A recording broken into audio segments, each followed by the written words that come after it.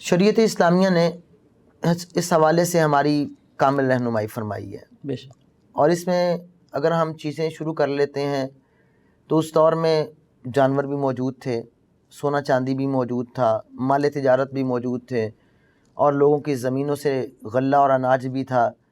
تو اس طرح کے تمام ذرائع جو انسان کے لیے مالیت والے ہیں ان پر زکوٰۃ کے سلسلے میں ہم ایک ترتیب سے بات کرتے ہیں. سب سے پہلے ہم سونے چاندی اور کرنسی کی بات کرتے ہیں. صحیح.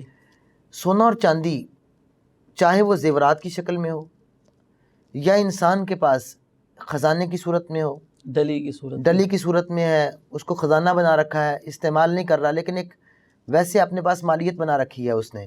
صحیح. اور وہ نصاب کو پہنچ جائے اور اس پہ سال گزر بھی جائے. صحیح. تو پھر زکوٰۃ اس پر لازم ہو جاتی ہے، سونے اور چاندی دونوں پر. سونا اس کی مقدار اگر ہم رسول مکرم صلی اللہ علیہ وسلم کی احادیث کو دیکھیں تو آپ نے اس دور میں دینار کی صورت میں بیان کی. بالکل. 20 دینار. صحیح.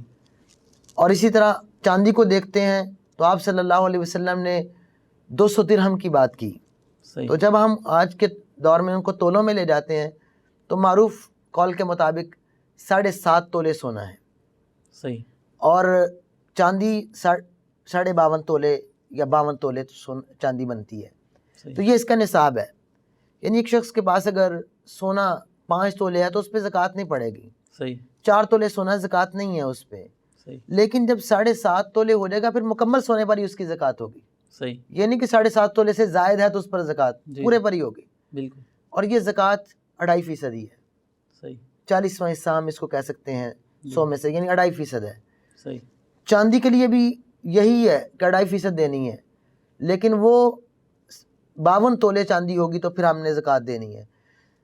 اسی طرح اگر ہم کرنسی پہ چلے جاتے ہیں تو کرنسی چونکہ جو چاندی ہے اس کی قیمت کم ہے جی، تو کرنسی جو کم قیمت والے چاندی کے ساتھ مل جائے یا جس کے ساتھ بھی مل جائے گی تو اس کے ساتھ ہم زکوٰۃ رکھیں گے. تو چاندی ہی ہمارے سامنے آتی ہے. تو چاندی کی اگر ہم 52 تولے چاندی کی قیمت لگائیں تو تقریباً یہ آج کل جو 1500 روپے تولہ چاندی ہے، جی جی، یہ قیمت بدلتی بھی رہتی ہے لیکن ہم نے دیکھنا یہ ہے کہ 52 تولے چاندی کی کیا قیمت بنتی ہے. صحیح. تو 52 تولے یا 52.5 تولے چاندی کی قیمت تقریباً آج 78,000 کے قریب بن رہی ہے. صحیح. تو جس شخص کے پاس 78,000 روپیہ موجود ہے اور سال اس پہ گزر جاتا ہے تو اس کرنسی پر بھی، اس روپے پیسے پر بھی انسان نے زکوٰۃ دینی ہے. اگر اس سے کم ہے تو پھر وہ زکوٰۃ سے مستثنیٰ ہو جائے گا، اس پر زکوٰۃ نہیں ہوگی. صحیح. یا ایک مالیت اس کے پاس آئی لیکن سال سے پہلے اس نے استعمال کر لی، پھر بھی زکوٰۃ نہیں ہے اس پر.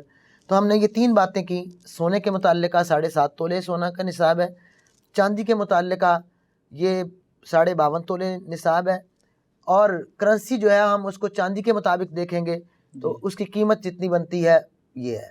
اور اس پر جب یہ نصاب کو پہنچ جائیں تو سال گزرنے کے بعد اگر یہ سال بھر مالیت اس کے پاس رہتی ہے تو پھر انسان اس پہ زکوٰۃ دے گا، اور زکوٰۃ 2.5% اس نے دینی ہے. یہ خلاصہ ہے اس بات کا سونے اور چاندی اور کرنسی کے متعلقہ.